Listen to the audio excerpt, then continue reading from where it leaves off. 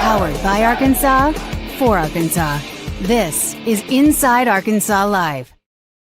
And welcome into Inside Arkansas Live here on this beautiful day here in the great state of Arkansas. I'm your host, John Neighbors, alongside Curtis Wilkerson and Andrew Ellis, and appreciate each and every one of you for making us a part of your afternoon this afternoon, as we're going to have plenty of things to talk about today, folks. There's a lot of things we didn't get into yesterday because of the amount of stuff that was going on during the show, but had a lot of fun doing it and going to continue to have a lot of fun doing it. We'll get into, of course, some of the comments made by Hunter Yurachek once again, and follow up on that, as well as some other things that Sam Pittman had to say. We'll also get to our heavy hitters presented by HD Roofing Construction and get to your chats and each and everything that you want to talk about today. But fellas, it's Tuesday, and Curtis, it's good to have you back on Inside Arkansas Live. How are the vibes? Good. What's up, boys? How we doing? Anything cool happen recently? Yeah, you a little bit. Yeah, somewhat. Yeah, just a couple of talking points as it is when it comes to, another day on a Monday. Razorback athletic director saying things that get people pissed off, and Sam Pittman saying things that also makes people think of things that aren't either good or bad or whatever. Just another fun day, really, in the Razorback land. Pretty standard stuff, if you ask me. Yeah, a lot of wild quotes that were great talking points. Good discussion for folks like us. There's no doubt about it, man. But yeah, I saw a bunch of folks riled up about several things that were said from both of those gentlemen yesterday. John, do you remember yesterday when I said that being a talking head during this time of year is the easiest job in the world? That was before Hunter Yurachek took the stage at the Touchdown Club. And so it just rings true forever. But the vibes are tremendous. We got the whole gang here together. How could the vibes not be good for us on a day like today? I mean, it's getting the gang back together, yeah, and having plenty of things to discuss and talk about, which is going to be fun. Because we didn't get into the best and worst of the weekend yesterday. There's so much going on, so we may have to improvise and get into that, make it part of our heavy hitters, whatever it may be. But we talked a little bit about it yesterday as it was later into the show, and I think in the moment, there was a lot of those things that, starting with Hunter Yurachek, that we were just trying to react to in real time because it was going on while we were doing the show. Now that we've had a chance to kind of look back on it and see things in its context and everything, and obviously, Curtis, you weren't on the show yesterday to give your thoughts on it. I want to get your opinion on not just maybe specific, but also the overall things that Hunter Yurachek had to say and the way that people reacted from it afterwards there at the Little Rock Touchdown Club. Well, I would just say welcome to everyone who is now piling on that man. For the longest, anytime we were critical about any of these types of conversations, we were called, haters and everything else and making mountains out of molehills and all that. But I think we might have just been a little bit ahead of everyone else in terms of catching on to what the big issue is here. That stinks, man. I'm just not crazy about that. And I know some people do the thing where they're like, well, he's right, though. Like, do you want him to lie to you? I'm not arguing that he's not right about what he was saying. And in ways, yes, I do want him to lie to me. The problem is that it has gotten to this point that you are in this situation where you have to come right out and admit that financially you're not where you need to be to compete at the highest level of your sport. And that has happened under your watch. I mean, that's on him, nobody else. So it's an interesting conversation here. The whole thing about the third lane and getting in that or whatever should have been done that a long time ago, man. I mean, that's kind of what we've been hollering about for the longest here. I don't need the moral high ground personally. For me, like if you ain't cheating, you ain't trying. In fact, Scooter Harris quote tweeted and said that himself. So I'm on board with what he has to say from that standpoint, man. And, it's just kind of a tough look, and I know when there's criticism of when things aren't going well in the program or whatever, we've heard, hey, you guys are hurting recruiting, or the fans who are being, negative and nasty on social media, they're hurting recruiting. What do you say about the athletic director, who's the leader of the university, who's now admitting that you're broke boys and you're not in position to win at the highest level in football? Is he going to get that slander thrown at him now? Because we've all been wearing it. You know what I'm saying? I don't know how we can construe this into being a good thing, but hey, like people said, you want him to lie to you? Nah, at least he's being transparent about the situation here with this program. Sheesh. That was Curtis came hot, man. Curtis don't need to settle in for a little bit.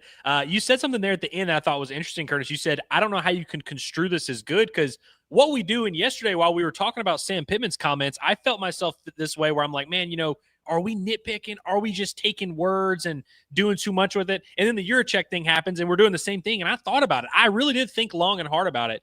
I don't know how there's a positive spin on it. I really don't. Like, I don't know how, you can argue, was it as bad as maybe it came across? I don't know. At the absolute worst or best case scenario, he came right out and said, hey, this football program ain't going to reach that next level under me.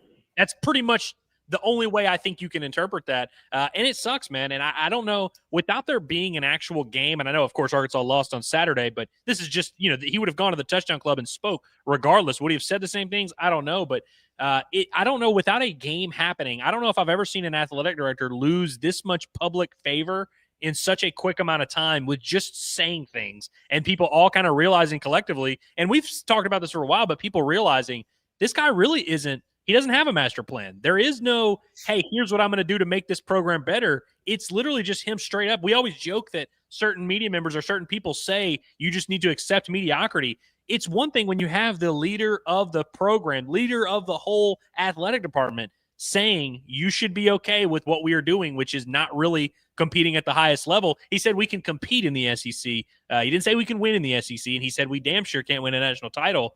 I mean, again, we can talk about how crazy it is. I think it's just fascinating the timing that, like, if they had beat Ole Miss, would he have done all this? I think it's kind of crazy that after one loss, he and Sam Pittman are both kind of going to just like, you guys shouldn't have expected to win anyway.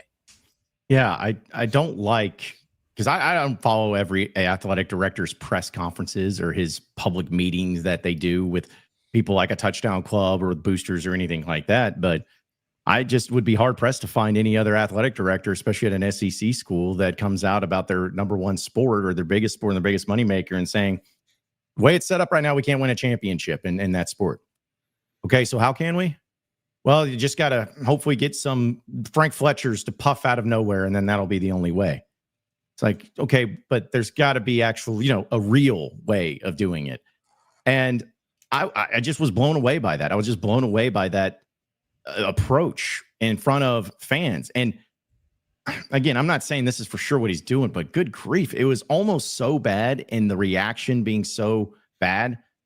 It's like, are you trying to get fired? Like, are you trying to get everyone to unite against you and say, get out, and then force the hand, and then you get a bye? Like, I truly didn't really understand what the purpose of that was. And like you said, Curtis, people say, oh, well, he's being honest. Okay, but that's one thing to be honest, but if you're going to be honest, you need to provide some sort of pathway or some sort of idea, some sort of way of getting to that point. Because in the same sentence, essentially, you said, we don't have enough to make it to win a championship financially.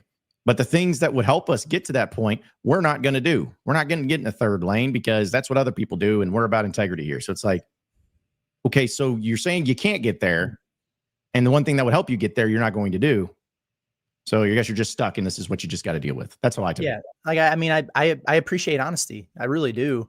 But if that's the honest truth, that is the crux of the issue. It's not necessarily that he said it; it's that he said it and it's true. Because we just shouldn't be to this point. And what are we, like 4 or 5 years into this whole NIL deal, and we're just now talking about this other lane. You know what I mean? And that just kind of goes back again to the crux of the issue. It's been the resistance to embrace it, the resistance to do what everyone else is doing to get that competitive edge.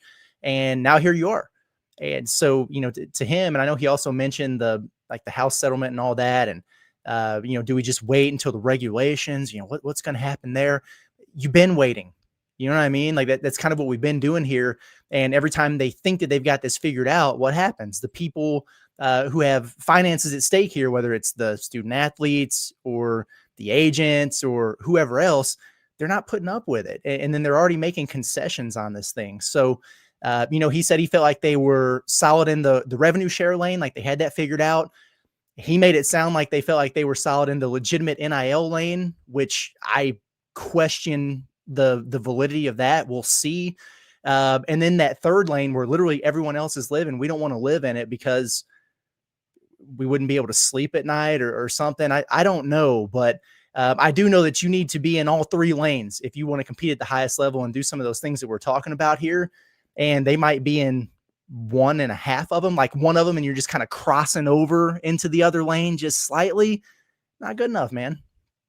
then that's kind of what frustrated me a lot when we spoke about it yesterday. I was like, it implies that they've never been in that third lane, that John Calipari spends zero time in that third lane, that Dave Van Horn spends zero time in that third lane, that Courtney Deifel doesn't spend time in that third lane. And we know Sam Pittman, by the way, if you run a football program in the SEC, you dabble in the third lane. So to bring it up and act like, well, that's the only thing separating us from national championships and we refuse to go there. Well, you've been there. You just haven't been there enough. You just haven't committed to it fully. And you've told us for years that the third lane is the devil and that we should never, your whole resistance. There's a very public trail here of you talking about how bad this is. But in the interest of being honest, because I've seen a lot of people say that as well of, well, he's just being honest and that's what you should want is someone to be honest. Do people not understand the difference between when three guys like us, frankly, guys who cover the team, analyze the team, and talk about expectations and things like that. It's one thing for us to say, yeah, I don't know if this team, really is capable of achieving great things that you guys want them to. It's different for the head coach or the athletic director to come right out and say, not only are we not capable of achieving those great and awesome things you want us to, we don't think it is a viable path. Like there's no way we could do it. Like it's not possible. And so you're already setting the bar lower than most of your fan base, by the way. I mean, I'm not saying everyone was saying championship or bust, but there are several people who are like, man, I just hope Arkansas football can win a national title in my lifetime. Like your athletic director not only doesn't think it's possible, like he's not even arguing for you that they could do that. And to your point, John, doesn't even have a like, but we can be there if X, Y, and Z happen. I think that's extremely notable. And so like, I don't think people are crazy at all for feeling as strongly as they do. It's like, it's a big deal when someone like that says it. I mean, frankly, that's three guys right here with big egos admitting that, like, us saying it's a little bit different than when the freaking athletic director comes out and is like, yeah, that's not happening here and it never will. Yeah. And then also to add to it, it's like it would be a different thing if, say, when the Arkansas Edge was first announced and everything, and you were promoting it nonstop, like every day, putting out tweets, putting out newsletters, putting out all of that, but you didn't. It would be different if with this raffle that they started doing, if they were just hammering it nonstop, 24/7, 365 every single time, but they haven't been. It's like you try something and you do it for a little bit, but then you don't put in the effort. Because here's my approach. I don't want to be athletic director. There's so many things about that job that I have no idea about. And I don't want to. And Hunter Yurachek may be really good at those other things. But to me, if I was athletic director and I was in this situation and have been for years, so it's not like this just happened, and have been for years where financially, because he said that financially is what the problem is with Arkansas football, what would I be doing? I would be nonstop talking with fans, communicating with fans, being like, if we want to get this, here's this tweet, here, donate. Here's what you get. I would be doing whatever I could and showing that I was doing whatever I could. So that way, when something like this happens, I could be like, listen, I've been trying to do these things, and we haven't had the support that we were hoping for. Not to call out the fans, but it's hard to really go after the fans. Kind of what was it a year ago when he was at the Touchdown Club saying, hey, if every family just gives $100, I think it's hard to go after the fans when the fans are like, well, dude, it doesn't even seem you believe in your own raffle or in your own collective because you never mention it or talk about it or promote it. That's another thing I have issues with is there seems to be some avenues that could help, but they don't seem to be all in and trying to get fans involved with it for whatever reason. Well, if you're going to get people to invest into something financially, you need them to be invested in it emotionally. Yep. You got to sell them on it. You got to have a reason for them to believe it. You got to feel it in the plums. You know what I'm saying? So you're not really getting that aspect of it right now. And it's just a frustrating deal because you're right. Like in many ways, like with some of these other things that factor into the job, this is not the only part of it. He's done really well, in a lot of ways. And, he mentioned all the other sports being in position to win championships and all that. And in a lot of cases, that is true. And so that's all fine and dandy, but we know that football is king down here in the South and in the SEC. And that is the biggest part of a football athletic director's job, that and fundraising and making sure you're where you need to be from a financial standpoint and handling just the ever-changing landscape of college athletics. And those are the areas where the questions lie. They just so happen to be the most important factors of the job there. But it is tough, man. And I've already lost the chat there, but somebody was talking about like what kind of message is sent to the players? Like you got the current team out there who just went and battled their tails off, at Ole Miss, and they come up short in just a really good game down there. And you're basically saying, hey, well, yeah, this team right here, they can't compete for a championship. And I mean, we all kind of understand that and know that, but you can't say it, man. It kind of takes me back to the Ole Miss game a year ago when Sam Pittman did the whole blue light special thing. I understand the intent of the message, but you got to think about how it's received on the other end there a little bit. So it sends kind of an interesting message there, I think. And a lot of those guys probably don't even think about it. They probably haven't even heard the quote. So it is what it is. But between that and then, we talk about recruiting here in the future and moving forward.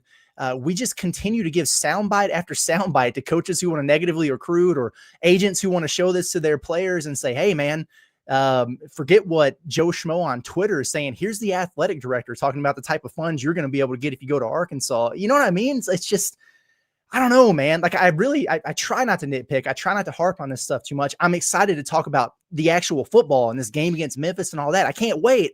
But like you said, this is a big deal. It's notable, man. So we got to talk about it. I mean, it's a weird spot when you have people like us and fans that are arguing against the AD, talking about what can and can't be accomplished. And like, I just think it's crazy. Like when you're Sam Pittman and you're sitting in a recruit's home and you're trying to convince him to come to Arkansas and you're trying to sell him on your program, the message is basically, hey, we're right here.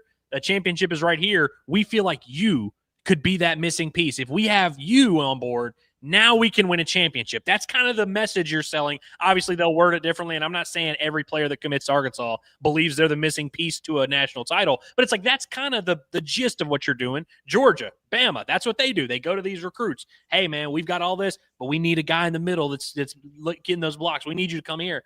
And when you're Hunter Yurachek trying to fundraise, because I've seen a lot of people say, "Oh, I mean, guys, don't take it too seriously." He's just there trying to raise money. He's talking. I saw like Reddit college football account I love was like, "It shouldn't surprise anyone. It's just a guy trying to get money." I'm like, how is that an effective way to get money? Being like, "Hey, we're not in a position to compete for a national title." I guess that's supposed to brainwash people into saying, "Oh, so maybe if I just out of the goodness of my heart give this program $100 million, now they will be in a position." I think you should lean more into this idea of, guys, we've got the right coach. We've got the right facilities. We've got the right staff. We've got the right everything. We've got the university that's special. All we need is just a little bit more. Because, again, that's a way more compelling message that if I'm a booster, I'm sitting there thinking, well, dang, man, if I can really make a difference and maybe I could get us – I mean, we were so close against Ole Miss. Maybe it is just that small of a thing.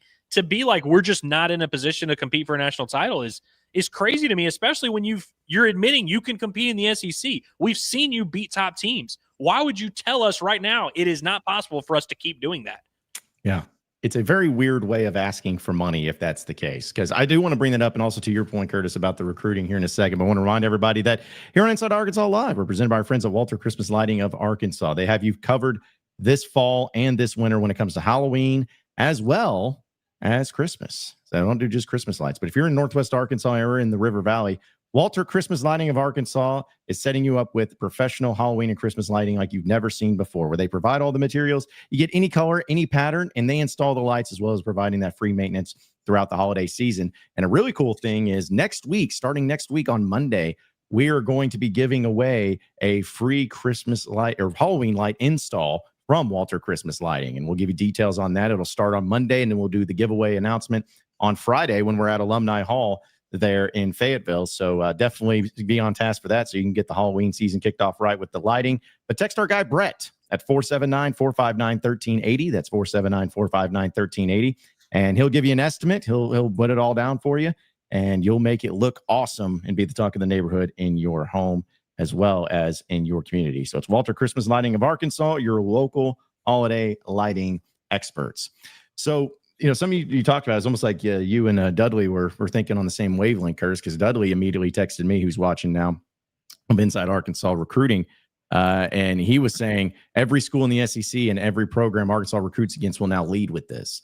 Yeah. And I think that's probably something that, anybody can throw around. Well, he's telling the truth or all this stuff. It's like, okay, but that right there, that's a real thing. Like, that's a real negative. We can sit here and talk about, well, should he tell the truth or should he not? Should he be honest? Should he ask for money this way or should he not? There is no getting around it.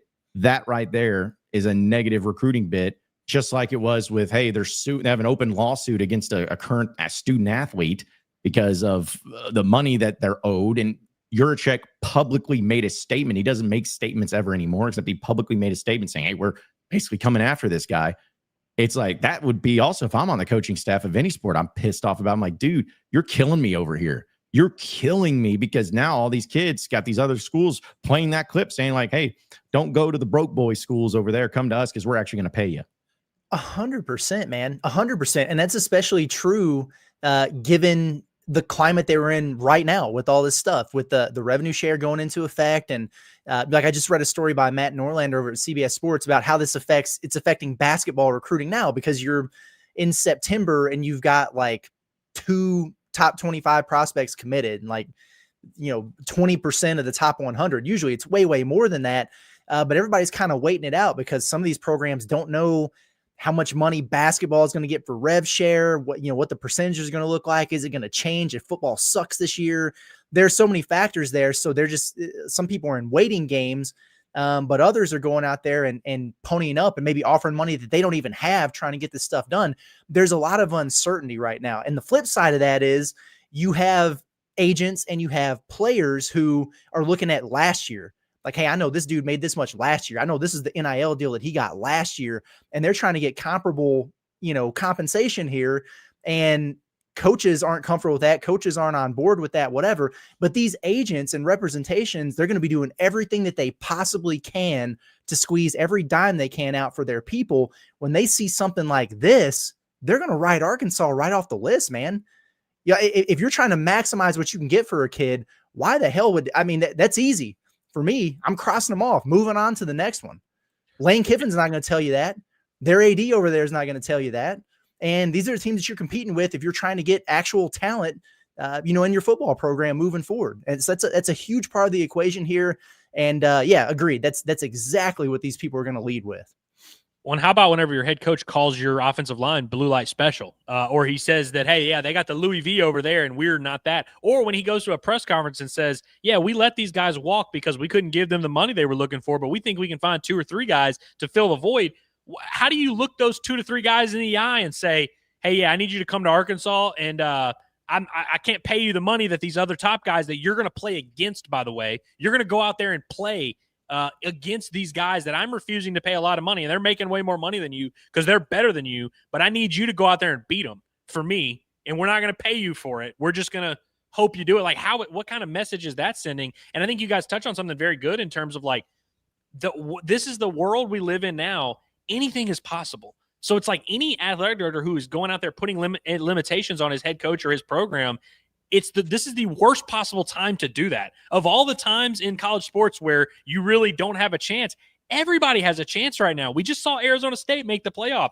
Vanderbilt has a very real chance, not a real chance. They have a very real path to the playoff right now with a quarterback that, is he making $2 million? Is he making $7 million? Is he making $3 million? Oh, nobody knows, but everyone believes publicly. They look at Vanderbilt and they say, wow, they're popping. Their quarterback is on Netflix. Their quarterback's on Bustin' with the Boys. He's making all this money. Again, I don't know if he's making a dime. He may be making $800,000 for all I care. But like, we at least have this perception that Vandy is this thing going up, and everyone wants to be a part of that. Everyone thinks that's cool. It's hard to recruit against Vandy, and it's like, oh man, you've got all these resources, but those guys are whipping your ass. It's harder to recruit against that than it is, hey, this team over here, they know their place. They know they can't compete with us. They don't even pretend with their head coach and their athletic director that they compete with us. Why would you go there? This is the kind of thing that it fires me up even more for this year's team. Like, it makes me get behind them even more because, God, like I really want them to succeed. Now, I mean, you always do, but I saw somebody in the chat asking, well, can Sam Pittman use this as like a motivation with his team and stuff? Well, he's going to have to. I mean, you got to do something. I don't know how you do that, but kind of let's show them just like we're showing everybody else or whatever. Sure, if that's what you want to do. But I keep, Dudley will probably appreciate this too, but I keep thinking about this in the same lens in which I think about the St. Louis Cardinals from a standpoint of it's been such a struggle here recently, and everybody's, oh, fire the manager. Oh, fire Mosaic, the GM. This is ridiculous. It's not going to work. And yeah, those guys are not without their flaws, right? They're not perfect coaches. They're not perfect GM, just like Sam Pittman's not a perfect coach. And Travis Williams didn't have a perfect game plan for the defense or whatever. But the crux of the issue with the Cardinals is at the top. It's with the ownerships. It's with the folks with the pocketbooks up there. Just like the crux of the issue at the top with Arkansas Razorbacks football is the finances and what's going on with the messaging that comes from the top and works its way down. So there are some limitations there for sure that Sam Pittman and this crew are dealing with. You got to play the hand that you're dealt there, but good grief, man. Can we just be like everybody else? Yeah. It's driving me nuts, man. Yeah. To me, that's the simplest thing of, you can't sell it to fans of saying we have no chance at it when fans are literally seeing Ole Miss and South Carolina in the conference be this close to a playoff spot just a year ago. There's just no selling that to Razorback fans. I know that everyone in Arkansas lives in their own bubble, but Razorback fans see that, they're like, you can't convince me that they can do that, but we can't. Same thing with a Missouri or with a Vanderbilt, like you brought up, Andrew. It's like Indiana, Arizona State, playoff teams. Like this is the time where I felt Arkansas should, in theory, be the closest it ever could be to getting there. And the SEC is so wide open right now. Like, I know we're talking about here and now, but I mean, we were talking about it yesterday and have been. It's like, man, Texas doesn't look great. Like you got teams like, Alabama's taken a loss already. You have teams like a Georgia that's looked suspect, almost lost to Tennessee, maybe should have. You think about, just these other teams in this conference where you're looking at, you're like, well, I mean, it's not like this unattainable thing where they're just so far and away better. It's just not the case.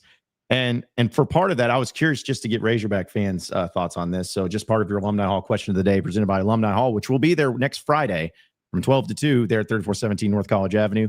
Shop them online at insidearkansas.com/Alumni Hall. Use that promo code HOGSBY20 for 20% off your purchase with all the great Razorback apparel you can possibly get here with Alumni Hall. The question of the day was simply, do you believe that Arkansas can win a football national championship in the future? And if you vote no, why? So right now, 53% of you said no. Now, the reason I may have this skewed a little bit is because I don't think people really understood the question, or maybe I didn't word it well, but almost all the comments was, well, basically because of Hunter Yurachek saying we can't. It's like, well, that wasn't really what I was going for. I was more saying, in reality, but there are some people though that feel like you can't, but there are roughly 48% that say, yes, we can win a championship. So, it's just, I just don't want that being in the program and that type of leadership where you feel like something's unattainable and you're just going to roll with it. I still can't figure out why, but I can definitely see a lot of Razorback fans are pretty upset by this type of notion and something that they've never heard before. I mean, you guys remember Houston Nutt had national championship under construction. You remember that whole adage that he had? It's like, even that guy was saying national championship could be possible, but it seems like fans right now, they're kind of split on it, but the ones that say no say, nah, it's just because of Hunter Yurachek and what he had to say. I know. And it's a cumulative effect for me, man. Like, I've got some fatigue over the whole situation because, for the longest it was, hey, just get us to rev share, man. Just get us to rev share and the playing field's going to be level and everything's going to be okay. And then, we get there and, they realize that it's just not going to be the saving grace that they thought it would, which everyone knew except them. And so then now you're admitting that you're not able to compete at the highest level because of all this. And then we're still just kind of, holding on to those threads that, well, maybe they're really just going to regulate this and then everybody will be broke and everything will be okay. Or, gosh, man, do we finally have to consider doing what everybody else has been doing for half a decade now? It's just, they just seem a step behind, man, at all times. That's the messaging that they're putting out there. And it's tiring, man. It's frustrating for people. I understand it. What's next? You know what I mean? Like, yep. What's the next, the next excuse or whatever going to be? Something, I'm sure. I can't believe I'm about to say this now because I've kind of hammered the drum of like, hey, if you are going to win a football national title, you have to have one of the best rosters in college football. And that's why I've kind of always felt like that Arkansas really isn't all that close and doesn't really have a realistic path. Even still, the answer to this question, John, is still yes. Of like, could Arkansas win a national title? Is it likely? Hell no. Is it going to happen? No. But it's like you see, like in this era of college football, any team can be beat. The team that won the national title last year lost a game to a very average Michigan team, had some stinker performances. Like, that's what it would take is Arkansas getting to a playoff, which expands every 3 years, by the way. Like, the part of the wording of it is in the future. They might have a 32-team playoff in 4 years. And in which case, yeah, there's going to be teams that get in. There's going to be upsets that happen. It would take a lot to go right, and I think Arkansas is way behind the 8 ball. But the idea that, like, that it could never happen, I just don't think any school should ever. There's a lot of schools even lower than Arkansas. Like Baylor should look at themselves and be like, yeah, we could one day maybe win a national title. Yeah. Like there's an idea behind it, and also it's a matter of like if you're a fan, just wanting to feel invested and to feel emotionally attached, and it's always about the timing of everything too. Because I don't think there's anybody in Razorback fan base that felt during the Petrino years that you couldn't win a championship. Like there wasn't anybody that felt that wasn't the case. But I could tell you that during the Mike Anderson or John Pelphrey years of basketball, there was a feeling of, man, I don't know if we'll win a championship right now. But then Muss comes in, and now Cal, suddenly it seems a little bit more likely because of the excitement, because of the coaching, but also because of the investment into it. Like you see that basketball is getting the investment put into it, and also having a Hall of Fame coach helps, but getting the investment into it. Same thing with baseball. You got a Hall of Fame coach, but you also have the investment into it. Maybe not as much as probably should be, but still there's an investment. And in football, it's kind of just, you got Sam Pittman, and you got some things that could work, but if you don't believe in him, why is he here? If you don't believe you can win at the highest level, then why do you have a football program? If you don't, then why should you pay any money into it? Like, why should you give any money into the football program if you don't think that it can do something great? Why would you encourage fans to be like, hey, give to this, give to the raffle, if it doesn't matter? Like, what's the point of it then? Pull a Kentucky and give half your rev share to basketball, man. Let's get crazy with it. I wish we could pull an exact timestamp from yesterday and see how far apart, Sam Pittman saying, hey, despite the loss or whatever, I feel like this is, maybe best team that I've had since I've been here. And then Hunter Yurachek saying, yeah, but there's a very firm ceiling there, buddy.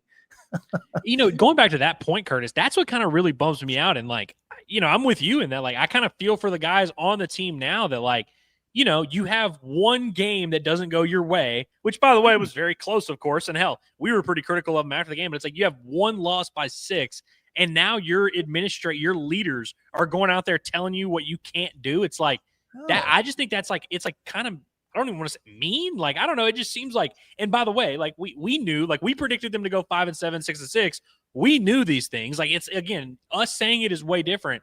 I think that's kind of messed up, man. Like Friday night, there's no way that any of those players were like even thinking about, hey, we have no chance of winning a national championship. They're just worried about beating Ole Miss. I don't know how you can even focus on the task at hand if, like, people are publicly, their stance is, we just don't believe in you. You would think they just got beat 31-7 at home by Vanderbilt, like South Carolina did, or something. It's crazy because they're not bad. They're fun to watch. They're a pretty good team that the Razorbacks have here. But man, you just cap them like that after one L. It's like, sheesh. And then the future. So yeah.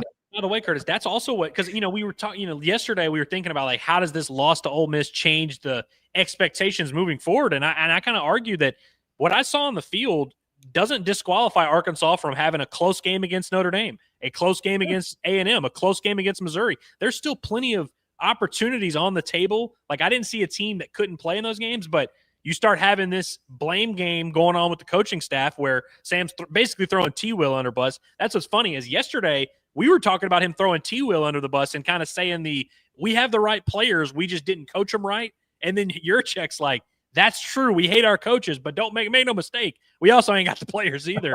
Now all of a sudden I'm like, damn, there might actually be something bubbling here that, creates some animosity. And that's when you see a team quit. And that's when you see a team completely fold over. So if Arkansas does that, all bets are off. All of a sudden those opportunities start slipping away real quick. Well, and I also want to bring this up because I know we'll get to the chat, folks. We got a lot of them in there too. And we appreciate everybody tuning in. But I'll say this, and I know you guys show it. I'm not going to say specifics, but certain coaches that, when I tweeted about it yesterday, agreed with the tweet. I'm going to say there's certain coaches that do. And it's not just hey, we're the crazy ones and they're the ones that's all sunshine and rainbows. They know everything's just hunky-dory in there. Nope. There's issues, and there's been issues. And it's also just really funny because I feel like I want to hear more from Hunter Yurachek. I want to hear more from Hunter Yurachek. And then every time I hear from him, I'm like, golly, that was worse. You made it worse. Like, it's like you just make things worse. It's terrible, man. It's absolutely terrible. But I feel for Razorback fans. I feel for the team. I feel for everybody involved, and hopefully it ends up being all right. And guess we'll have to wait and see. But we'll get to your comments, folks, and do a little vibe checking of the chat presented by our friends over at Basis Health, where they're changing the way that healthcare is delivered by providing mobile medical visits to the comfort of your very own home. A doctor will come to your home for urgent care, primary care, IV hydration, and so much more. It's Basis Health. They're here for you when and where you need them the most. You can learn more at basishealth.org today. Shout out to our guy Dre for being a part of it each and every day here on Inside Arkansas. All right, let's get to your chats. Quite a few super chats. Got to get to those. Really appreciate it. Our guy Hayden comes in, says, HY also gave the tailgating job to his son. Spare me the integrity slant, LOL. So, yeah, that's been a hot topic of conversation with the tailgating stuff for sure, and the connections there. I'm going to tease y'all for something. In December. That's how long of a tease this is going to be. In December, whenever Arkansas does not have, the same administration they have, I'm going to tell a story about the things that some people will do for their families to try and, put their children in good spots, whether it is morally right or not. Okay. That's a tease. That's a 3-month tease. So be ready for that one. Bookmark it. Let's say write it down. So yeah, don't want to miss that one whenever it happens in the month of December. Any in that 31-day stretch. It's gonna happen. It could be November if things happen quick enough. Yeah. Okay. Well, then we'll put a pin in that then.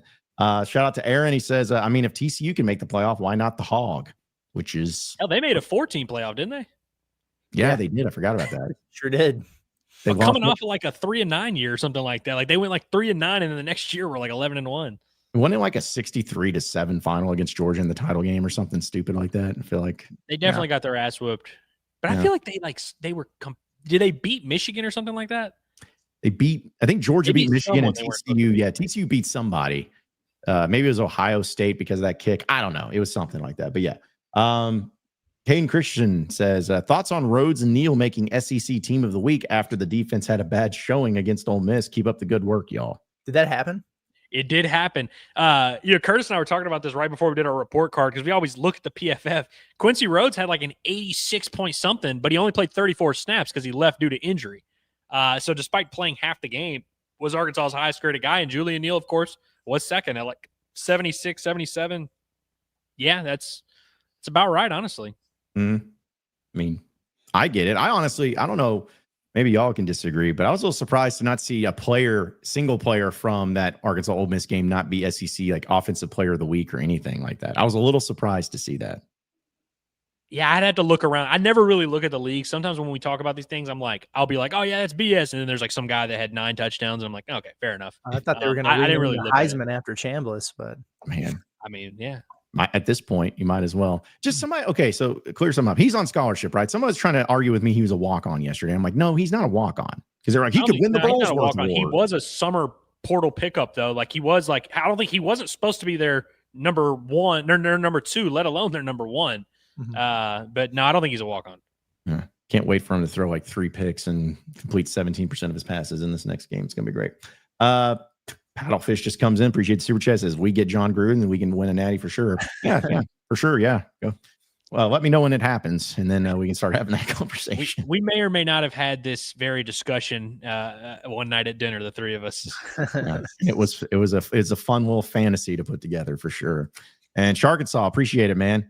There's let's be honest, even if they did regulate it, the major programs would go with the whole Kawhi Leonard shell company route anyways. Correct. No, I mean, it's 100% correct. And I'll reference, if people are interested in this kind of stuff and what's going on with rev share and NIL and all that, you really should go read Norlander's story from yesterday. It's really good and really informative. But again, this is the haves and have-nots, like the proactive thinkers and the people that just react a little bit too late. And so you've got Arkansas here going, well, no, guess we should just wait and see if they get some rules in place here. That way people stop cheating, or if we have to dip our toes in those crazy waters there. Or you can do like Norlander was saying, where there are SEC coaches that are they're spending all their time trying to find loopholes to this. Like the hell with rev share and NIL Go clearinghouse and everything like that. How can we circumvent that altogether? And so they're looking at ways to pay out their full NIL agreements to the student athletes before they sign and enroll. So it's like before they become student athletes, so they're not subject to any of that stuff getting processed through.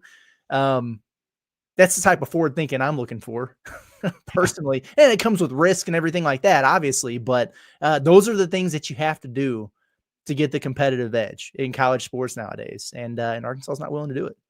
You don't think Remy's back there underneath the chef's hat cooking up some stuff? No, I don't.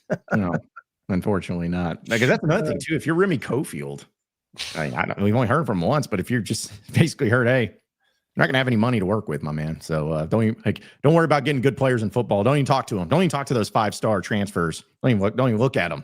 Just go with the lowest you can. It's like, golly, just sending all types of weird messages to everybody there. How many weeks on the job do you think it took for old boy to be like, yeah, this was not what I thought I was getting into?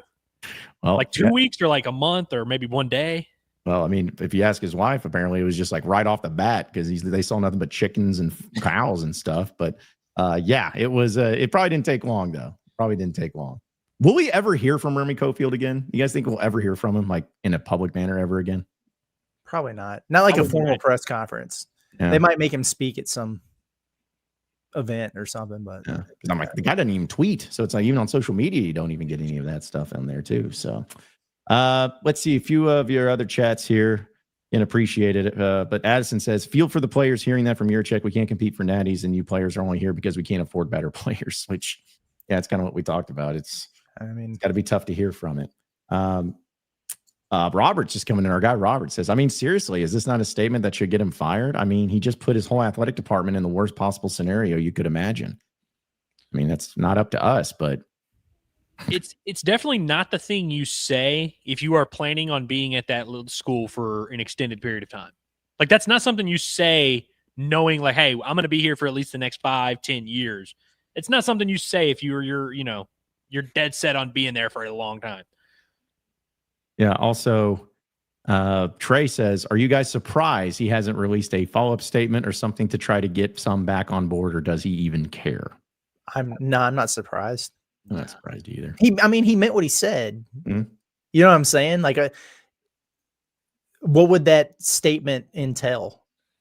Him saying, hey, this is actually my fault that we're in this situation, or I lied to everyone at the touchdown club. I didn't mean that at all. Of course we can. I mean, I understand what you're saying, Trey, but I don't know what the hell he would say. Yeah, I did think about this for a second, but I'm with you. I don't. You can't really put that back in the bottle. All you can do is next time you have a mic in front of your face, maybe say something different and just like maybe be like, no, actually what I meant was this, and just lie about it. But you can't put out an official statement. That would be too much of an admission of guilt. I was just trying to say we need more guys. I was just thinking too of like, does he just put a video of him in his office, like a selfie? Obviously, comments like this need context, and this is the context of what I was saying, actually. And sorry, you guys are too stupid to know what I was actually saying. So context matters. There's a perfect individual in-house who could help him prepare that statement. That's right. Right. They got a full team on board, and one of them he's used to it. He could help.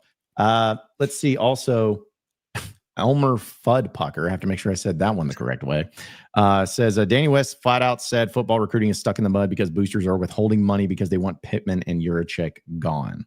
Well, that's an issue. Yeah. If that he would know, you know what I mean? If that's the case, that's an issue. Yeah.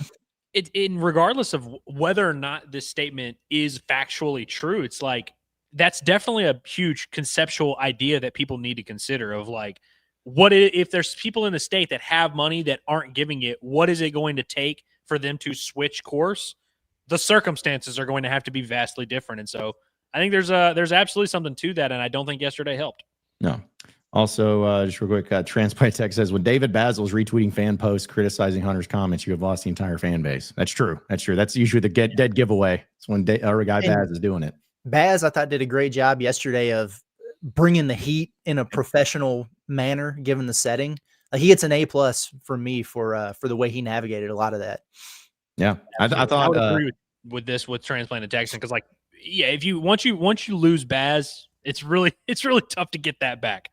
Yeah. Well, and on top of that too, just like I thought Baz's direct question about Kevin Trainer, which was, just very much like, hey, this is what I took issue with. And I'm just telling you right now that the answer that Hunter Yurachek gave was not the answer. Like, that's not what actually all took place. And it's unfortunate, but he was uncomfortable up there. He was way more comfortable talking about left lane, third lane, Lane Kiffin, whatever, than he was talking about that situation with KT. Yeah. Just makes you wonder. I get it, but like, why would you even agree to that? If you were gonna, I don't know, if it's like Yurachek doesn't see, if he ever felt uncomfortable, knew he's gonna be asked about stuff, it just makes me wonder, like, did he agree with it just because he had to, or because I don't know. I was just always curious of why, if he didn't want to do something like that, he just could have said no, but maybe that would have looked worse. I don't know. I really don't know. Also, K Stewart just said, did you guys not get the idea that he was referring to the right now? Several teams have multi-million-dollar rosters rather than long-term. I mean, sure. Yeah. I think he was talking all the above. Yeah. Because he didn't say anything about them being positioned to compete for national championships in the future, unless I just missed that. Like saying, oh yeah, we're behind right now, but boy, we've got this whole infrastructure in place that we're heading in the right direction. We're going to be where we need to be. And I didn't see that at all. I saw him say essentially that, man, we really need the fun police to come in here from the NCAA or whoever to crack down on all these people who have an edge on us, or I'm really going to have to sacrifice my integrity and look at what it might be like for Arkansas to be in that third lane. He didn't strike me as a guy who had a master plan there, personally. He didn't look forward at all. He also didn't look backward and say, we lost it here. We were competing for a national title up until here, and then this thing happened, that thing happened. He didn't reference any of that. He also didn't say, and this is going to change here, here, and here. He just said a statement that Arkansas is not positioned to win a national title. And so, yeah, you can give him the benefit of the doubt and say, yeah, he was going to do that. But it's like, again, I interpreted it as, you're not going to win one with me. Like that was my interpretation, to be honest with you. Like, he's just like, look, I mean, because he's been here for what, damn near 10 years?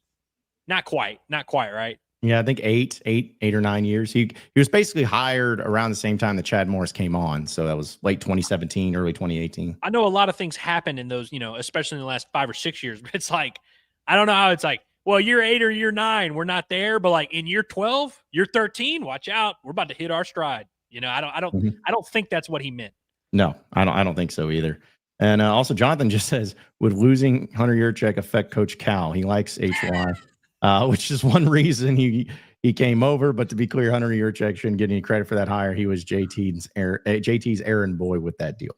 I think some people might remember that intro presser when him and Hunter were sitting beside each other, and Cal was like, what do you say? Teams win games, or coaches win games, but administrations win championships or something. And it's a stock line, man. Don't read too much into that. He would be completely unbothered by it. I would worry more about the current landscape of college athletics affecting John Calipari more than I would Hunter Yurachek's employment status at the U of A. Yeah. John, do you have a Ronnie and Brewer impression in your arsenal? I don't, unfortunately. No, I do not have a Ronnie Brewer impersonation. Is there any member of the athletic or the basketball staff that you think you can impersonate decently? Maybe, I don't know, maybe Kenny Payne. Come on, Kenny guys. Payne coming into Cal's office to let him know that Hunter Yurachek has been fired. I'll play Hunter Yurachek, or no, sorry, I'll play Cal. You play Kenny Payne. Okay. Go ahead. Tell me the news.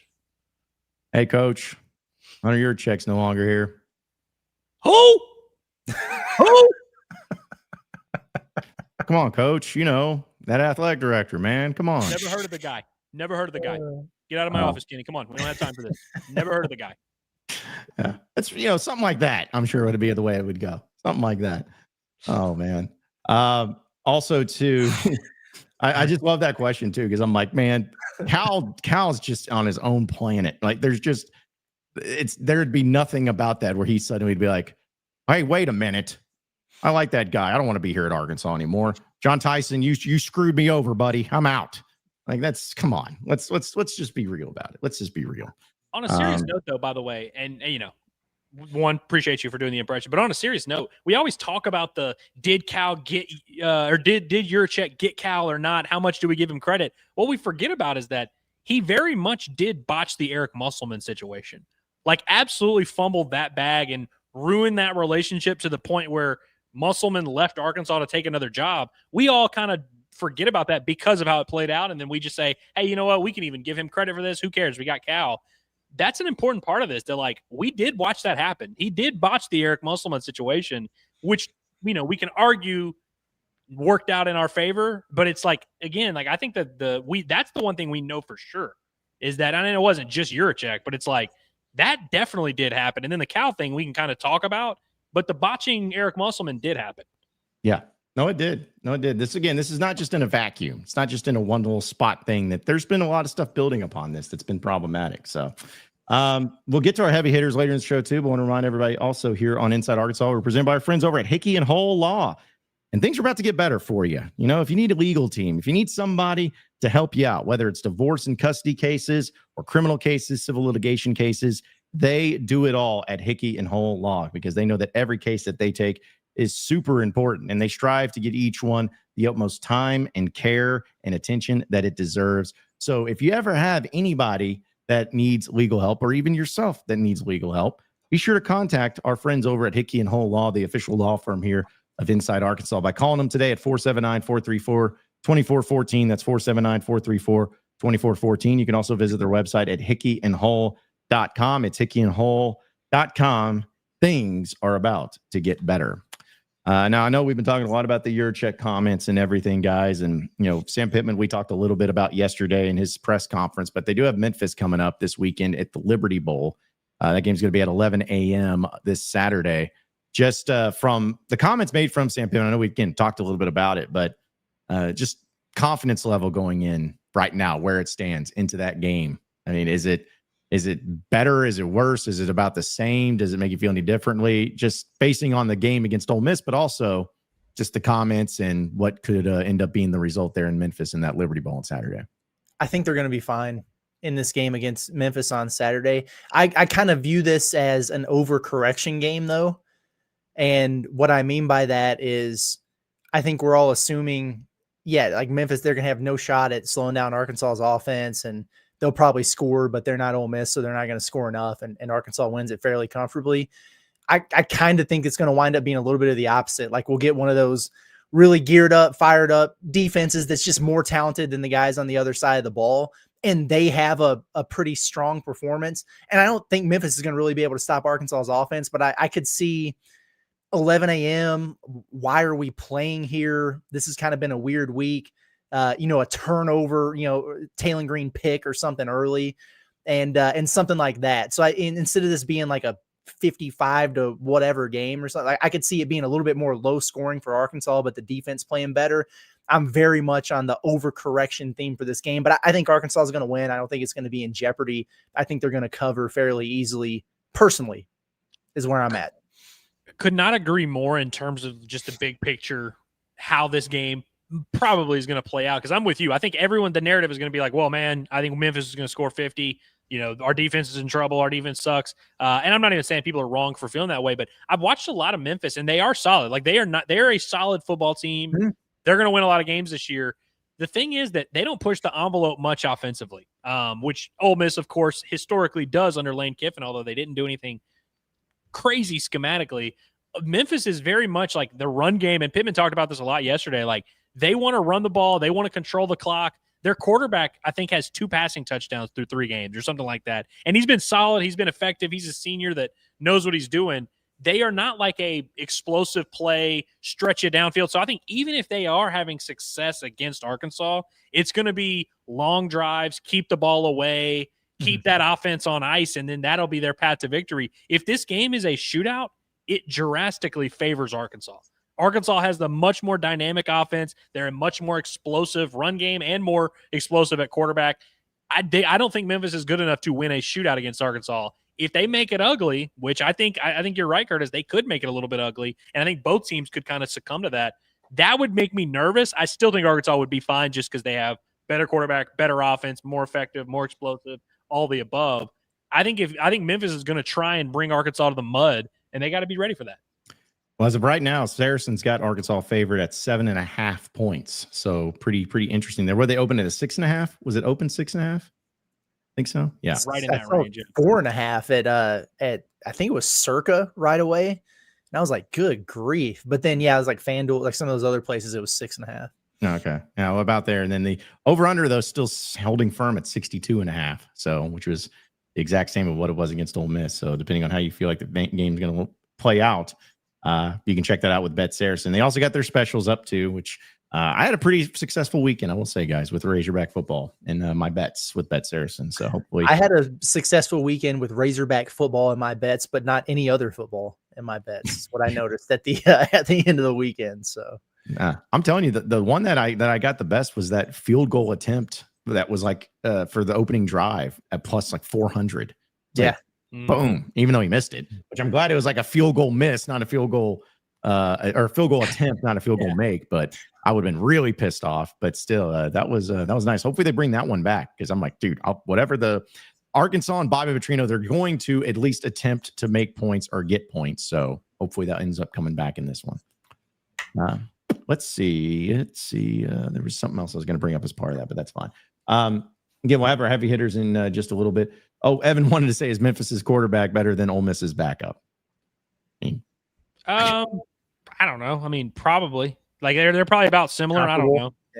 Yeah. I mean, they're different. They're very different. Again, Memphis' weapons around him are not. Yeah. Memphis is not going to ask this guy to do anything. You know what I mean? It's going to be handoff, play action, throw one slant. Like he's going to be fine for that. It's just very different to different situations. And I'll go ahead and go on a limb and say that the defense for Arkansas is probably not going to be doing a lot of checkdowns, a lot of checking out of things, a lot of overcomplicating things, because that was the main thing that Sam Pittman kept saying is we got to do better as coaches of not overcomplicating and overdoing it. Just let the guys play. So I think we'll see a lot of that this weekend too. Don't even talk to them. Don't even look at them. Just let them play ball. Yes. Yeah. Just don't even say, take your headset off. Don't even talk to whoever's got the green sticker, which is Sorry, right? Sorry's the one. Did we figure out it's him with the green sticker? I have no idea. Okay. Well, it can't be Miguel Mitchell because he doesn't play. Yeah. I mean, he does, but not near enough to have that sticker on his helmet. Yeah. I mean, again, I would assume it's Sorry, but I don't know. That'll be something I look for next time. A shout out to our guy Josh, who's been a member for a month, says we'll be at Alumni Hall next Friday, coming down from KC for the Notre Dame game. Love the show. Woo Pig Suey. All right, well, come see us, man. We'll be there starting at noon. I'm telling you about all the cool discounts. And man, if you go out there and you like beat the brakes off of Memphis, which would be nice, but if you did that, I mean, people would be excited about the Notre Dame game no matter what. But man, that's just going to make it so much better if you're sitting at 3-1. You know, with like, oh, you've looked dominant in 3 games, in the one game you should have won. It's just going to make it feel a lot more fun. Does it take away from it at all that Notre Dame hasn't won a football game? Maybe a little, but not. It's crazy because I look at them and I'm like, man, they're really good. You know, it's like the final possession loss there at the very end of these games against a Miami team that looks nasty and Texas A&M that, you know, they look pretty damn salty there. So I think you can look at it in a couple different ways. I imagine they'll go take care of business against Purdue this weekend, right? That's right. Notre Dame. So yeah, like it would have been cool if they were 3-0 or whatever and coming in top 10 in the country and stuff. But now they're just the winless Irish coming into Arkansas. I know we'll talk about this later. It doesn't matter. But you mentioned them playing Notre Dame playing Purdue. Notre Dame's favored by 26.5 points in this game. Sheesh. I'm like, I'm listening. And Purdue's 2-1. I know they lost to USC, but good grief, man. 26.5 points. Is this a safe space? Go ahead. Barry Odom's football team is below average. Not good. Not very good, dude. I know. I like them. I like why they're scrappy. I could see them covering that spread just off of, will, grit, determination, and they maybe backdoor it, but they suck, man. Like they're probably going to get smacked. Man, well, we can only root. We can still root for our Coach O. Coach Odom. Oh, we will. And hey, it's early. It's early in the tenure. Wait till he gets his guys in there. Year 3, year 4. Yeah. But to your point, though, too, Curtis, would be kind of a bummer. It's like Notre Dame at 0-3 coming into Well, dude, would it be worse if they beat Purdue like 16-9 Saturday? Then you're like 1-2, and it's like, but they look really tough. I'd rather that happen because I know the mental gymnastics I'm going to do in my own head. If they're 0-3, I'm be like, well, we know when the first win for Notre Dame's happening, it's going to be against Arkansas. It's just the way it's going to be. But I feel like if they win, and even if they win sloppily, like you talked about, like just barely like that, it'll make me feel a little bit better. But still, I won't feel good about any game.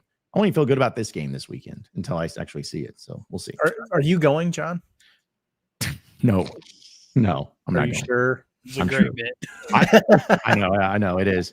I am for sure not going. Okay. Because I have made plans for something. And also too, I said that if Arkansas beat Ole Miss, I would go to Memphis, but they didn't. So I'm not. And I don't really want to make that drive again because that drive sucks. And it's just, I've been to the Liberty Bowl before.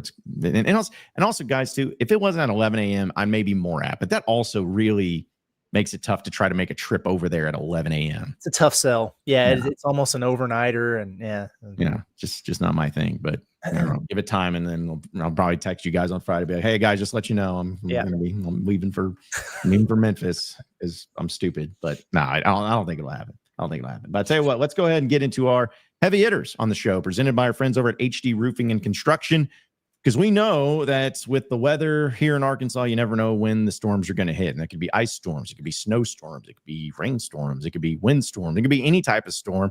You're going to get it here in Arkansas. And the most important thing that you have to make sure of for your household when it comes to being protected from those storms is your roof.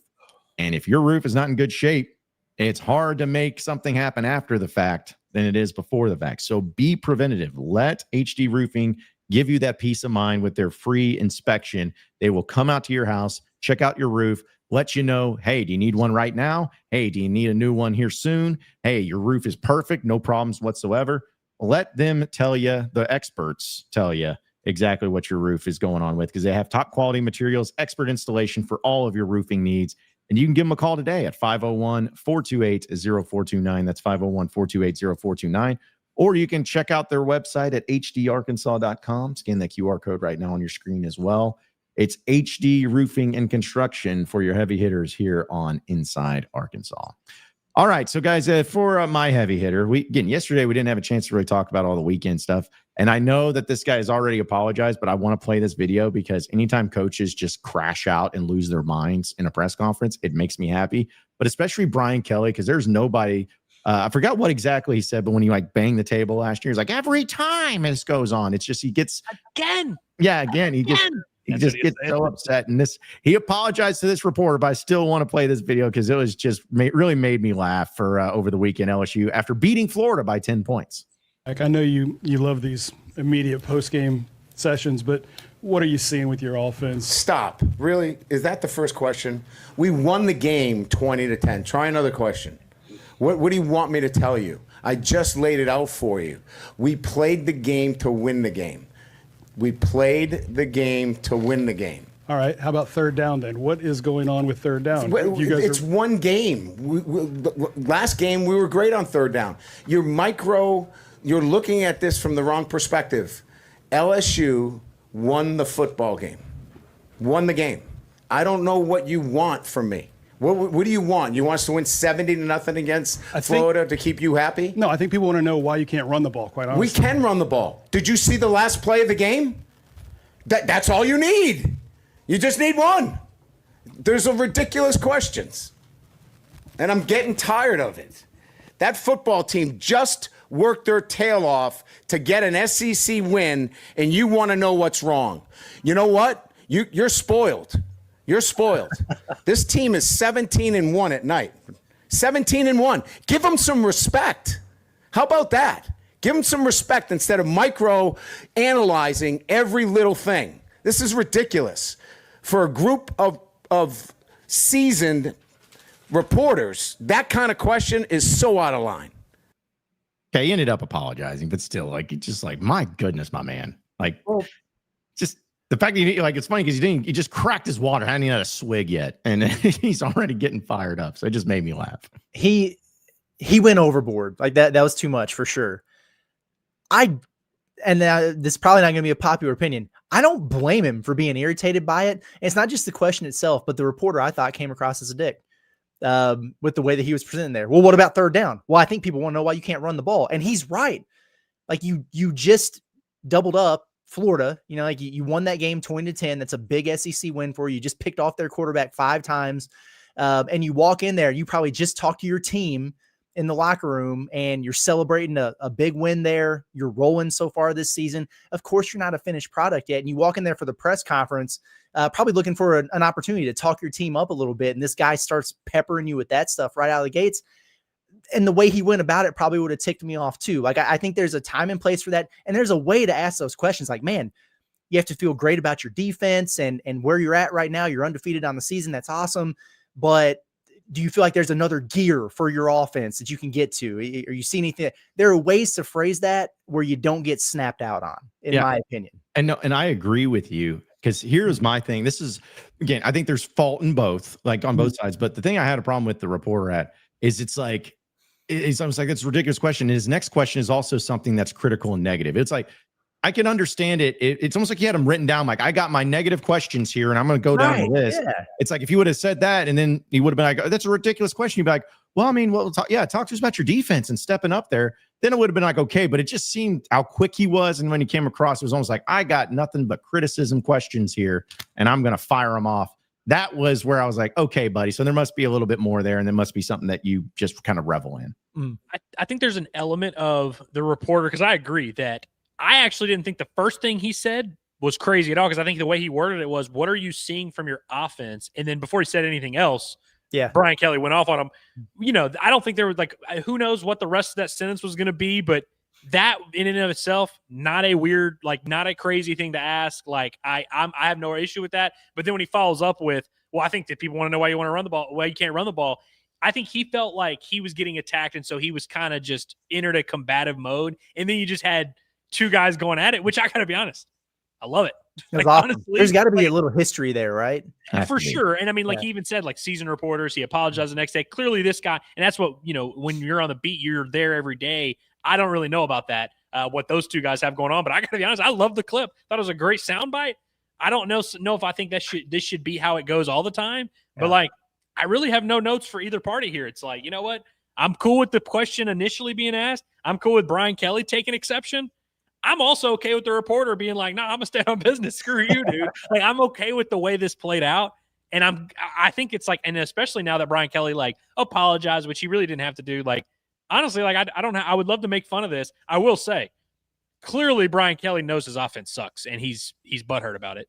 Yeah. Is that fair? Because I mean, I think, like, I mean, they scored 23 against Louisiana Tech. They scored 20 in the Florida game, one of which was a pick six or whatever. I think he's definitely defensive. He got defensive because he knows they have a lot of issues up front offensively. Played the game to win the game. Yeah. Which, by the way, that in the case he was making of, hey, we controlled the game, we're not necessarily trying to score 40. All that's perfectly valid, and there's a way to, and he could have made that argument, which, you know, he made it his way. I don't have a problem with it. Yeah, I will say my last thing on it. My favorite part of that was just you know what, you're just spoiled.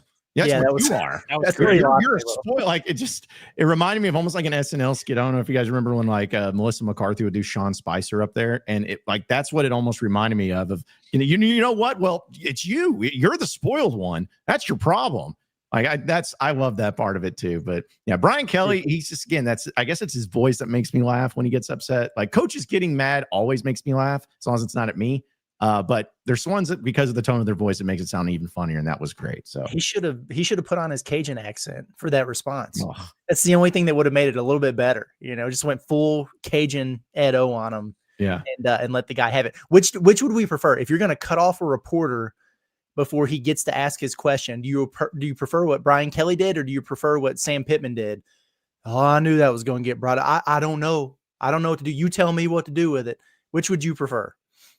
I prefer Brian Kelly snap out. Yeah, no, Mia, I'm with you. If you're gonna take exception to something and you're gonna feel butthurt about it, you at least have to have something that you're arguing. And he did that in his case of, hey, I'm not trying to score 70. We're trying to win the game. We won the game. We dominated the game. Cool. I'm all with that. It is funny. It's hard to fake another accent though when you already have a mass hole accent. Yeah. And also, I know we're spending a lot of time on this, but too. I feel like he's never been a hat guy. Was that just for this game? Because I feel like he's always just had no hat in the deal. But at least maybe at Notre Dame, he was keeping it more classy. And now at LSU, he's like, screw it. I'm just going to wear hats and chill. I don't know. But something just stood out to me. But either way, he's my heavy hitter just because I love it when coaches crash out in press conferences. Is one of my favorite things in sports. Yeah, that's it's always good stuff. Really appreciate that. I miss some of the Eric Musselman sound bites that we used to get. Cal gets them, but it's different, right? Like he's not snapping out about certain things. He's not losing his temper over certain things. He just goes off on tangents and says stuff or makes noises. You know, we're like, oh, what the heck is going on? I can't wait for more of that out of context John Calipari. But my heavy hitters, it's going to be. We've talked so much about like recruiting today and what does this look like and how's this helping football and everything like that. And I just say this to remind everyone that basketball is doing just fine. Right. And so my heavy hitters really, it's going to be, I mean, it's Cal, I guess, but just the visit weekend that's coming up for the Razorbacks here, it's huge. And it's interesting because a lot of times you would think this would coincide with like the Notre Dame football game at home or whatever. John Calipari doesn't need that type of selling point to get the point across on these visits with kids. But you got the number one center in the 2026 class coming in Arifan Gian, big fella, 7 foot, 260. He's the real deal. Arkansas has been prioritizing him heavily. You need to make up a little ground against Houston. You got Jordan Smith Jr. coming in. He's the number one guard in the 2026 class. And you're trying to fend off Duke and overcome them. They're coming together. And so you've got two top guys at their positions in this class. And there are rumors swirling that Arkansas might be adding a third 5-star visitor to this weekend as well. So it's just like every weekend you got another guy in here and you feel a little bit spoiled about it. We talked about this probably last week or whatever, when we were getting ready to prepare for Brandon McCoy coming in to visit. And he's the number 2 player in the class or whatever. It's like, man, Arkansas used to get just a 4-star, like a top 100 kid in here. And we're like, oh boy, this is huge, man. Got to get this kid. Now you get, 7 out of the top 10 prospects in the country on campus for visits. And people are just like, oh, okay. It's just another day at the office. And so as frustrating as it might be for, 3-star you with football and, we can't compete and all this, whatever, at least from the basketball standpoint, I know baseball is, obviously the case as well. You're getting the best of the best on your campus and usually on your rosters in a year in, year out basis. And that at least makes me happy. Yeah, that is awesome. And I do think that's it's so funny when you're trying to make the case for why Arkansas football can't do X, Y, and Z. But then you literally are just like, I mean, yeah, but all these things that are happening in football, none of them apply to basketball or baseball. And I understand it's levels. Obviously, it costs more in football than it does other sports and stuff like that. But it's like to act like these issues just are non-existent in basketball and baseball is crazy. And it honestly is dismissive, to your point, Curtis, of the work that those coaches are doing in basketball and baseball. Those leaders are doing at that in those programs to make it to where there is no deficiency for Arkansas as a program. There's nothing that disqualifies Arkansas from competing for a recruit, winning a game, setting expectations for what they can achieve. I love that. It's crazy. I wasn't even planning on talking about baseball in my heavy hitter, but Curtis has inspired me. I've got a few that I want to run through here, but I got to start, guys. This is going to sound crazy. Y'all are gonna roll your eyes when I say this name. Hunter Dietz is my heavy hitter, dude. Hunter Dietz is back, bro. I'm not even joking right now. Like, so it's funny. He goes to the Cape and he, has some outings that are just disastrous, and it really kind of looked like it was over. And then he had a couple good outings down the stretch in the Cape, where I'm literally, me as the most optimistic baseball guy in the world, I'm sitting there and I'm looking at that line and I'm like, yeah, he only gave up 1 run in 2 innings of work against the Chatham Anglers. So yeah, maybe he's finding his stride, whatever. And I'm kind of like trying to talk myself in. After seeing him pitch the last couple weekends, dude, he struck out 4 guys in 2 innings the other day. I think he gave up 1 hit, 0 walks, 0 runs, absolutely shoved. And by the way, did it in a starting role, which he threw like 35 pitches, not a real starter thing. I mean, the fastball was there. He's like blowing fastballs by guys. They don't have the radar gun up there. Has to be throwing 96, 97. Like, he's chunking. He's big. He looks the part. Like, everything that I've wanted Hunter Dietz to be, he has looked like it in fall practice. What will that equate to? Does that mean, hey, he's the Saturday starter next to Gackle and we're all set? Probably not. Is he even going to be the closer? Probably not. But Arkansas's got a left-handed weapon that they've hoped they've had for a while, and I'm just happy that he's healthy and that we're able to at least see how he can do as a pitcher. The fact that he's even able to participate is a win, and things have been very good on that front.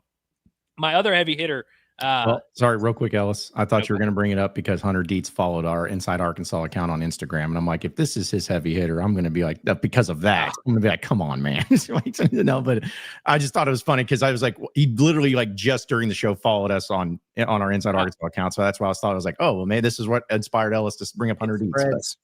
Yeah, I did not plan on that being a thing. I know his dad I followed his dad on Twitter for a while. I know his dad follows, and I think he's at least somewhat aware of us, but I did not know that, but awesome. Hopefully he can get us some Dietz nuts. That's not me making a joke. He has a deal in place with a company that has nuts. Anyways, my other heavy hitter, Curtis, I almost texted you about this late Saturday night, early Sunday morning, but I couldn't find it within me while we're in the middle of you parenting and we're getting ready for work and all this. And we just worked on Saturday to text you about Diego Lopez and the UFC Noche event that happened Saturday night. So it happened. The prelims were happening before Arkansas's game, but by the time the main card happened, it was during Arkansas's game. So I didn't watch this event live, just saw at halftime what happened. I went back at 1:30 a.m. after the football game and watched the fight. Diego Lopez versus John Silva, who John Silva, many may remember for choking out Bryce Mitchell back in March or April or somewhere around there. Very, very cool guy, very fun fighter from the Fighting Nerds. Him and Diego Lopez put on maybe the fight of the year, or at least one of the best fights I've seen this year. Diego Lopez, who I don't know if I've talked about him on the show, but he's just been on such a tear, man. He's been so fun to watch, and I wanted to shout him out. If anybody knows ball, they know that Diego Lopez is the man. If you just Google him and you see him, he looks like the No Regrets kid from We're the Middle. John, you know that kid? Yes. This guy, I'm not kidding. He looks just like that kid, except with like a mullet. And he has a tattoo that doesn't say no regrets. It says like, what does it say? It says something like live free and be happy or something like that. But it's like, it looks like his cousin did it in his garage. He has a mullet. He's just electric, man. Let me just say this right now to clear the air. If you're ever in doubt, text me. Just do it. If there's one thing I can guarantee you, I'm awake. So you can hit me up at all times. I need the interaction. Well, I was also going to throw in just a real quick small heavy hitter too. How about speaking of Diego Pavia's attorney has set the stage to challenge the NCAA for a 7th season of eligibility for him. I thought you were going to go Diego Pavia for a different version of heavy hitter because he's involved in another very notable story. But so he's trying to get one more year of eligibility. That seems to be the report that On3 just put out. Yep, 7th year of eligibility. He's trying to make it happen. So great. Yeah, it's crazy why not? That this year happened. Like, wasn't this year the year they had to fight for? I thought. I mean, I'll have to see, but yeah, they're saying that it gets involving junior college eligibility and how so it's basically doing with the JUCO stuff. But yeah, it says athletes who competed at a non-NCAA school for 1 or more years. And yeah, he's trying to fight for that. So it would be making it to where he could play in 2026. Should Diego Pavia just be all-time QB at Vanderbilt? Yes. Who's against that? We'll just see how long. Like eventually when he gets to be 40, 42, they'll find someone better. But I think he should be all-time QB at Vanderbilt until they find a better replacement. Yeah. In all honesty, I mean, like, the reason he's fighting for all this, he's like, dude, I'm gonna get the most money ever. I'm not getting to the NFL. I'm not gonna be an NFL quarterback, so might as well get as much money as I can at Vandy and be the dude, be the man, hang out in Nashville. Like, yeah, I don't blame him at all for trying to do that stuff. But I do want to bring up something else as well as getting to your chats. But want to remind everybody that here on Inside Arkansas Live, we're presented by our friends over at OZK Insurance. We know that insurance is important, but nobody wants to deal with the hassle of shopping around and trying to figure out when and where and how they can get all of the best insurance at the best price and all that. But that's why we recommend OZK Insurance, because they're based right here in Arkansas and they shop multiple carriers to find the best coverage and price for you, guaranteed. Whether it's home, auto, business, you name it, they got it. They're going to figure it out for you and they're going to make it happen for you. It doesn't matter if it's Saturdays at Razorback Stadium or in everyday life. You want to have that protection that you can count on. So you better count on OZK Insurance because they're the best in the business. You can get a free online quote today at ozkinsurance.com, or you can call 479-715-4200. That's 479-715-4200. It's OZK Insurance, protection made simple. I did want to play this video though, and if we get demonetized, I'll just edit it out later. But speaking of the Diego Pavia and the Theo Vaughn and that whole thing, I just wanted to play this because at least I hope this is the video. If I not, just bear with me. But this was great over the weekend at a Vanderbilt game, mind you. There you go. Yeah, that's just phenomenal. Like Theo Vaughn, man, just the great, which I guess there was a follow-up to this where Diego like quote tweeted it and said, "Oh yeah, Theo got it wrong. It was a matter of I'd allow that to happen, but he has to set me up." What was it with Tate McRae? Tate McRae. And so I was like, well, just got to put in a good word with Tate McRae. Just get it on her radar. Hey, this guy's interested. They could do a double date. Yeah, that would be meeting of the minds right there. Dude, could you imagine that content just alone and seeing a picture of Theo Vaughn with his arm around Diego Pavia's mom and then Diego Pavia with his arm around Tate McRae at like a Nashville restaurant, like the John Daly's over there. Yeah, like something like that. Just hanging out, like no big deal. And I'll say this real quick. That right there, I know we always talk about broadcast, and I'm very critical of broadcast. That's good stuff, though. That's fun. It didn't take away from the game or anything. It was just a very fun little interaction. Cole Kubelik, I like Cole Kubelik and Me too. And everything. So yeah, I just thought that was pretty great. So glad that they did that. I think it's awesome. And also, how about Theo going to South Carolina? I know he lives in Nashville, so it's not like the longest trip ever. This was not a Vanderbilt home game. He's like on the Vanderbilt sideline and went to South Carolina. Again, not the hardest trip in the world, but like Theo Vaughn literally gets like hundreds of millions of views every week. He doesn't need to go to Columbia, South Carolina on a Saturday night, but he's there. I thought that was pretty cool. Yeah.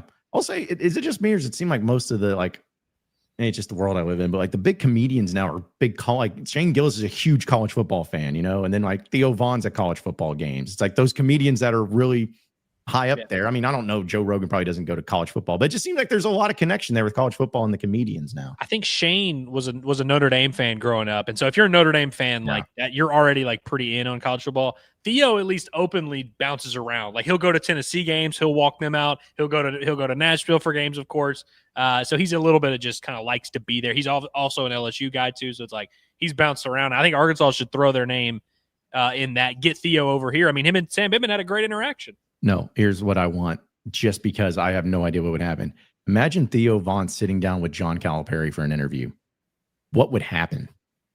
Like, it'd be fantastic. Oh, it'd be amazing. But it's just like I have no idea. Like, Theo would start going on his little like tangents of random stuff, and then Cal would just be like, "Yeah, man, I had some friends that did drugs. It was crazy." I think him and Pittman, low key, I know this is going to sound crazy, would be better because I think Pittman would relate to a lot of that like small town, you and your cousins shooting fireworks at each other stories. And Pittman would probably have some of those.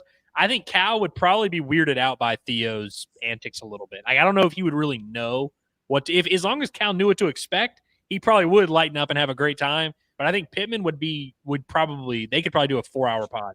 Yeah, because what was it that when we all saw Theo Vaughn when he came to Bud Walton, he said that he talked to Pittman. He was saying that when Pittman brought up Bobby, he thought he was talking about Bobby Kennedy, and he's like, and I thought when he's starting the joke, he's going to say something about Bobby Petrino, and then he just, oh, Bobby, like from the famous clip.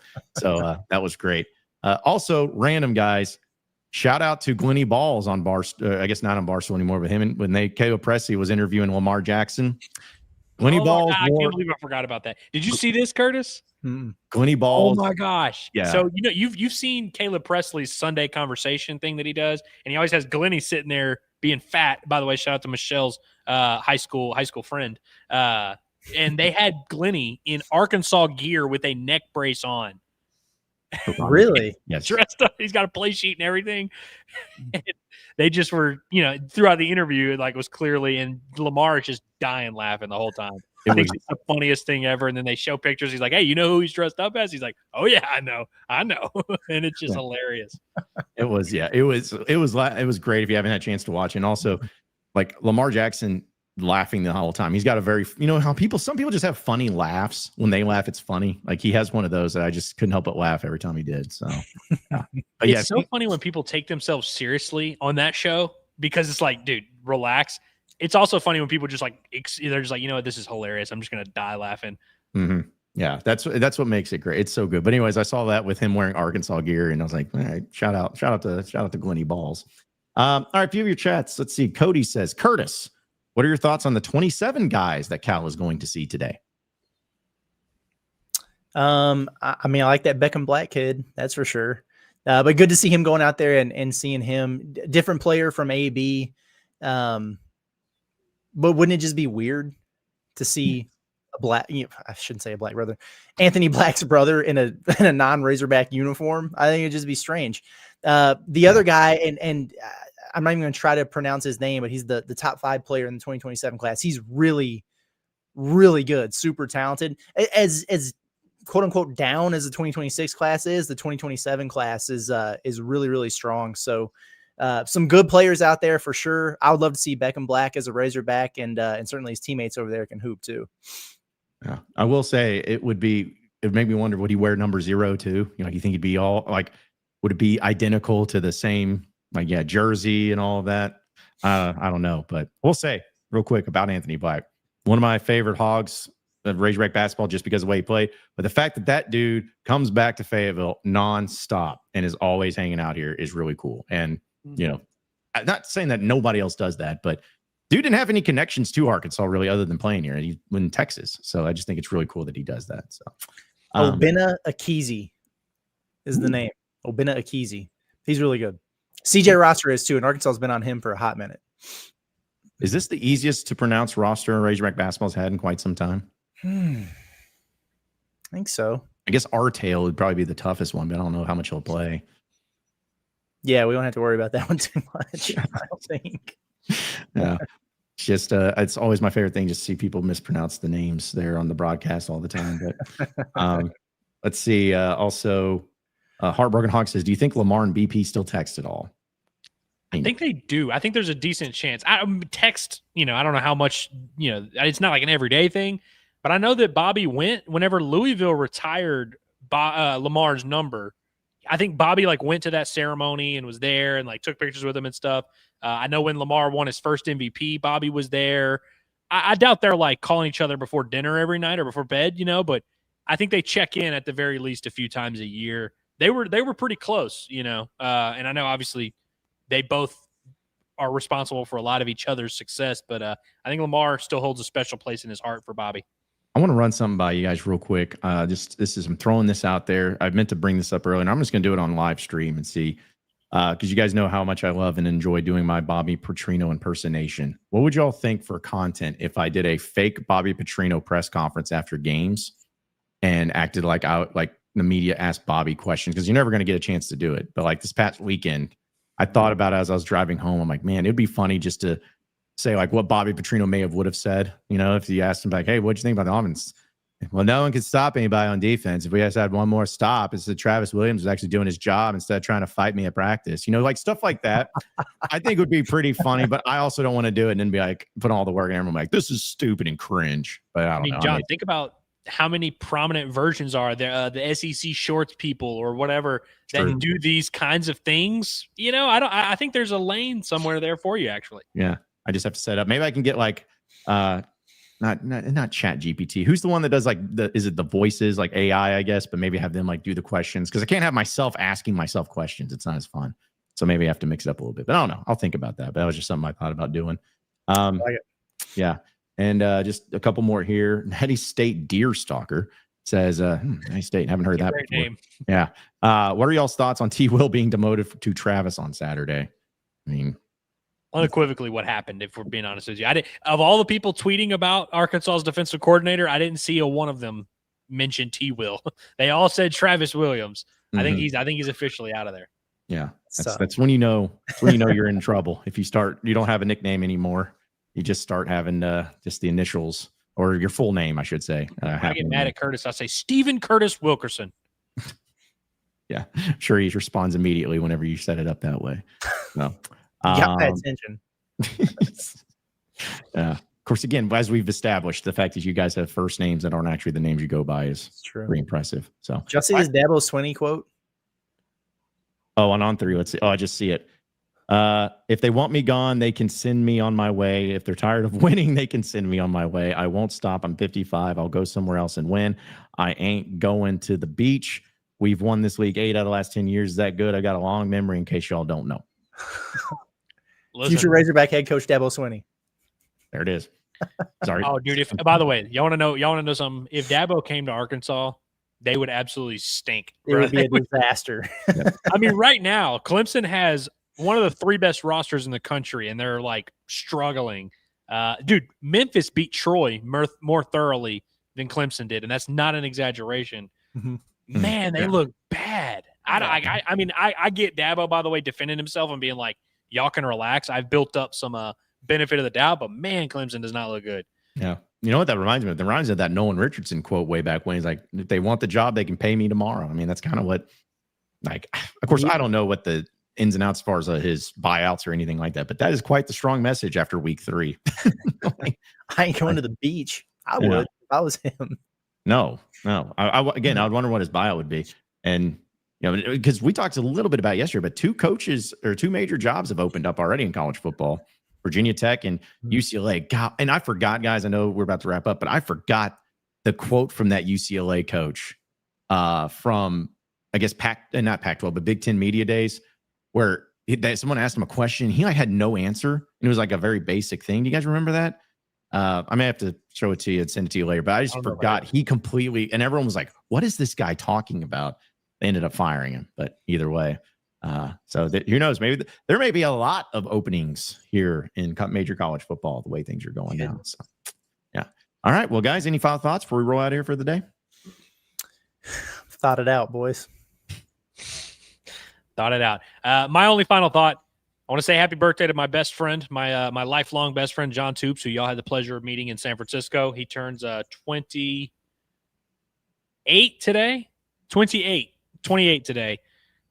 You're the man, John. I know you're not watching this show. I'll clip this out and send it to you later, but you're my guy. Appreciate you. I really hope he got his age wrong, too. I hope you clip it out and send it to him, and he's like actually turned 30, and you're like, whoops. I mean, once you reach this age, it's all kind of the same. That's true.